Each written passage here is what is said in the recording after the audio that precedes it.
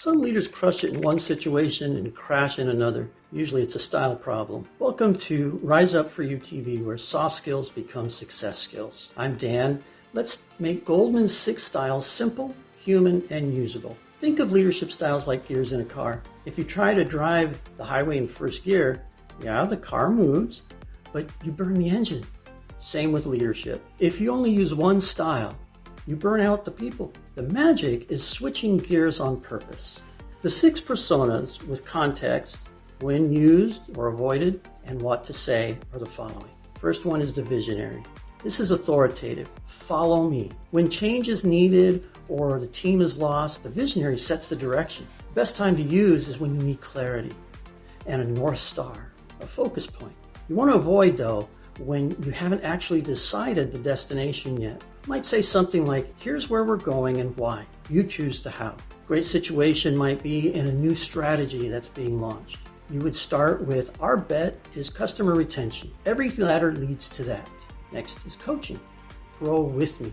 This is a long game leadership, building capability, not just finishing tasks. Best time to use is when you have time to develop people, when you can do those one-on-ones. Time to avoid it, though, is when it's 4:55 p.m. and the project is due at 5.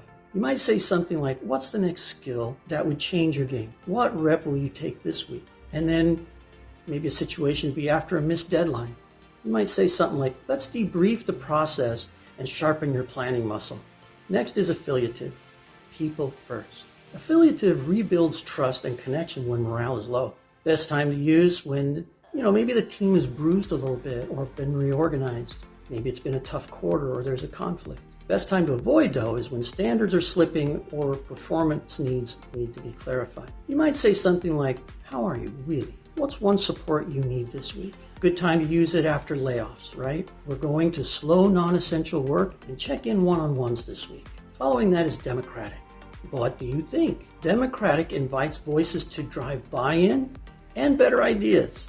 You'll get other perspectives, right? You'll get different views from different places or commitment towards a decision that's being made. This you want to avoid when there's a need for speed or secrecy or there's only one right answer. You might say something like, give me your top concern in one sentence. This might be great before a big launch. What's the risk that we're underrating? And then pace setting. Watch me and keep up. Pace setting is about high bar, high speed, short bursts only. Good time to use is when the team is experienced, time box sprint, and the standards are clear. You want to avoid it, though, when it's a new team or if there's a burnout risk or the process is unclear. You might say something like, gold standard is this. Let's hit it by Friday. I'll clear blockers same day.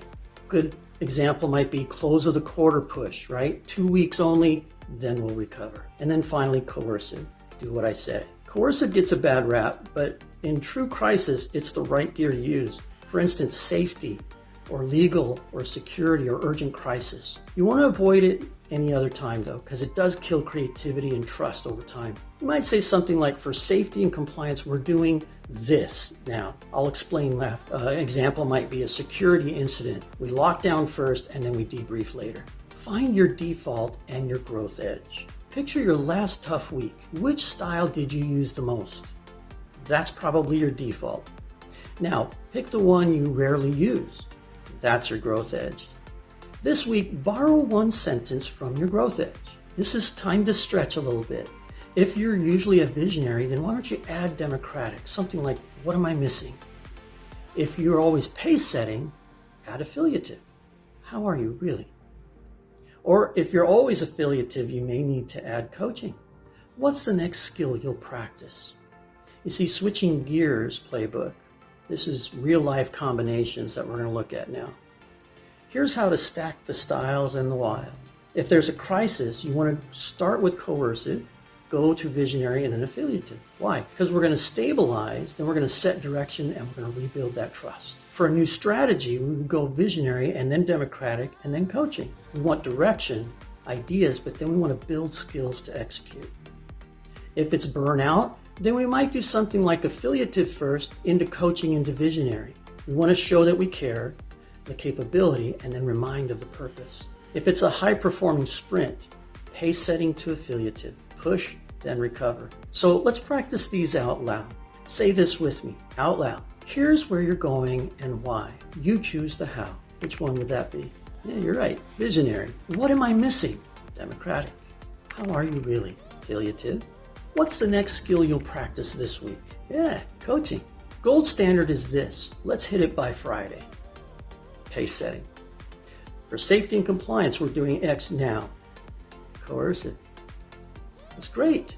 Look, you don't have to be perfect. You just need more than one gear to be effective. Know what your default is, and then borrow a sentence from your growth edge. Switch styles on purpose, and you'll feel the team shift with you. Look, this helped.